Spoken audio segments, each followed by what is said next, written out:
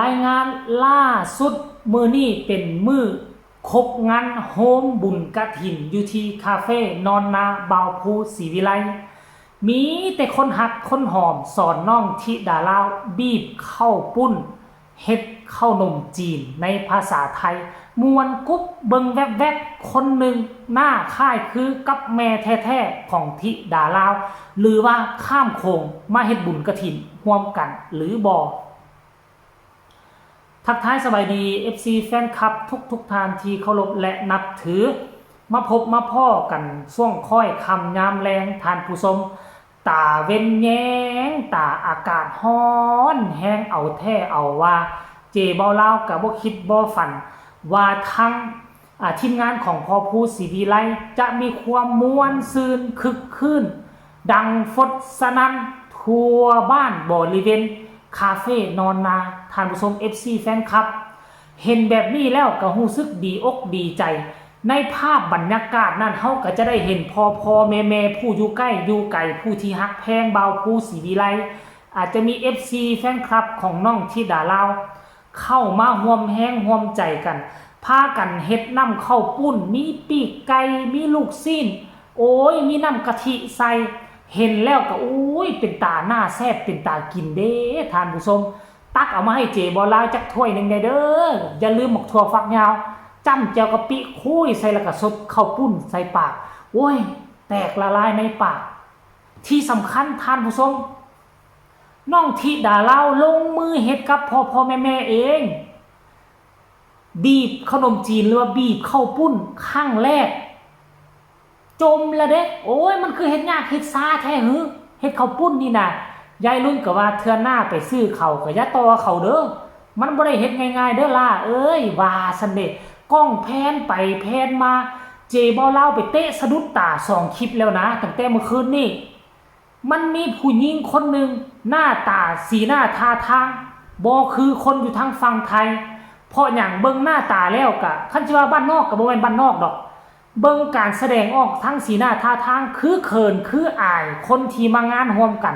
นั่นหมายความว่าบ่แม่นคนในหมู่บ้านบริเวณเบาภูศรีวิไลอยู่ 100% เจเบาลาวก็คิดว่าน่าจะแม่นแม่ของน้องธิดาลาวอยู่ที่สวรรณเขตเพราะเจเบาลาวคิดพ่อว่าหน้าตาแม่น้องธิดาลาวคนแท้ๆน่ะแม่จริงๆนะคล้ายๆคือคนนี้แหละท่านผู้ชมให้ทุกคนไปเบิ่งคลิปนี้นำกันสากลซะแล้วพวกเจ้าไปวิเคราะห์เด้ออันมีผู้หญิงผู้นึงหั่นนะจับกระตาที่ใส่ขนมจีนน่ะใส่ข้าวปุ้นน่ะนะนั่งอยู่เนาะอยู่เบื้องซ้ายมือเด้อกล้องแพนไปแพนมาท่านผู้ชมใส่เสื้อน่าจะเป็นสีอยากสีแดงๆค่ำๆหน่อยนึงนะสีแดงกำๆบ้านเฮาเนาะค่อยคิดว่าเป็นแม่ของน้องธิดาลาว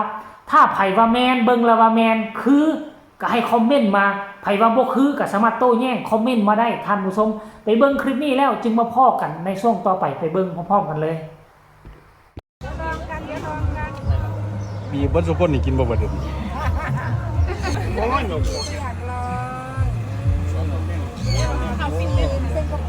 มาได้มาหัวพอมันยังบ่เนี่ยเขาเบียร์เขาพูดอย่าเขามากินก่อนล่ะ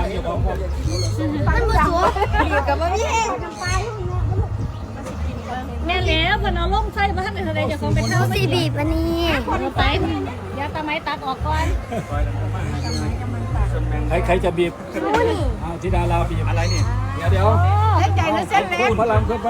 เส้นสิเส้นเล็กไม่ให้หนูบีบค่ะมันจะขาดต้นเต้นขนาดเส้นใหญ่มันยังบีบยาก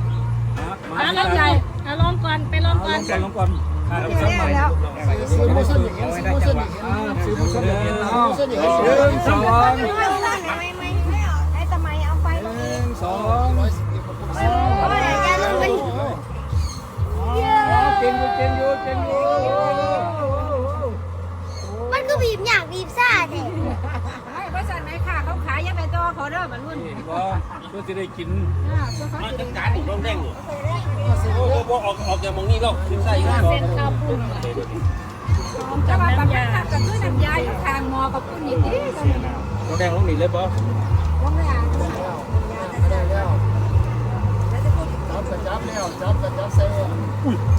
ต้องกินกำลังปลาก่อนนะครับเนี่ยกินกำลังปลา เห็นบอ FC แฟนคลับทุกทานเห็นแล้วหรือยังคน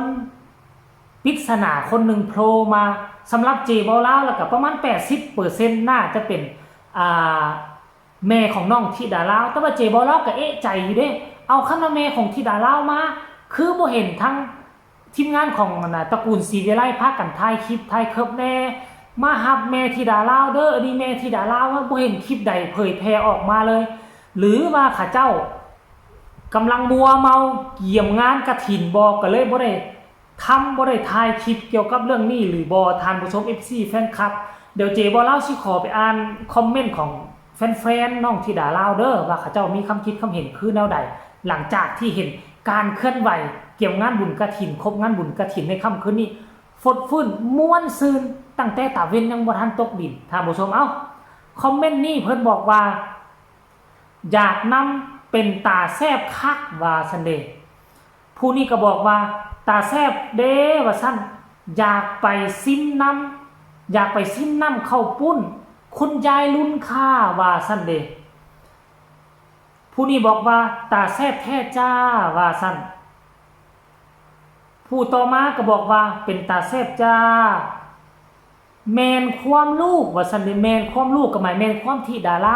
วโอ้มันเฮ็ดยากเฮ็ดซ่าแท้เขาปุ้นเนี่ยน่ะว่าซันเดคนนี้บอกว่าเอาน้ำยอดใส่แหน่เส้นมันขาดน้ำเดือดแห้งโอ้บ่ให้น้ำร้อนหลายว่าซันเดมามีผู้ใดตึงหมดละบอกโอ้คนนี้บอกว่าเป็นคนลาวเนาะเป็นตาแซ่บแท้เนาะน้ำยาข้าวปุ้นเนี่ยว่าซั่นต่อมาพี่น้องชาวไทยบอกว่าหัวไก่โอกเด้ออย่าลืมธิดาลาวเอาไปไว้แน่จัก3หัวคือกันไว้เนาะประเภทนี้อีสานกับลาว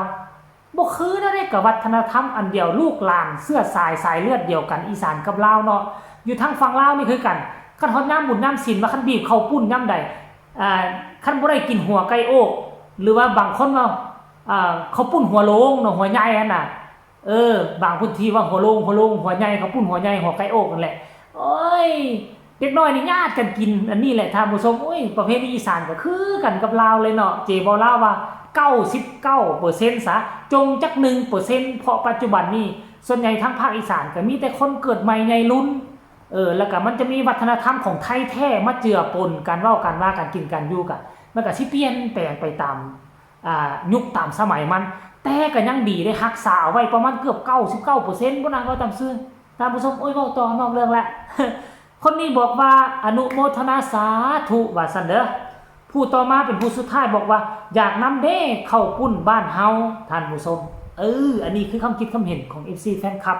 ของน้องธิดาลาวที่เขาเจ้าประกอบส่วนหลังจากที่เห็นการเตรียมงานบุญกฐินอยู่ทั้งคาเฟ่นอนนาของบ่าวผู้ศรีวิไลกำลังฟดฟื้นมวลซืนคันเจบ่ลาวอยู่ทั้งฝั่งไทยเจบ่ลาวไป 100% แล้วล่ะท่านผู้ชมแต่อันนี้เจบ่ลาวอยู่ไกลอยู่คนละประเทศเอกสารก็บ่มีพาสปอร์ตก็หมดอายุบ่ทันไปต่อมันก็เลยเฮ็ดให้ได้มาจมมาเว้าอยู่นี่แหละเว้าแล้วก็สบายใจไปคันบ่เว้าแล้วก็อยากไปฮ้อนน้ำหมู่เห็นเขาเจ้ามีความสุขก็ได้เอ้าเจบ่ลาวก็นำเสนอเพียงแต่ซ้ำนี่ล่ะมักบ่มักก็เบิ่งเด้อมักบ่มักก็กดไลค์กดแชร์ให้แน่เพื่อบ่พลาดในคลิปต่อไปไผมีคำตำหนิติชมคำคิดคำเห็นก็ส่งข่าวมาได้โดยเฉพาะ FC ต่างแดนสหรัฐอเมริกาเบลเยียมเยอรมันฝรั่งเศสคอมเมนต์มารัวๆสำหรับคลิปนี้สบายดี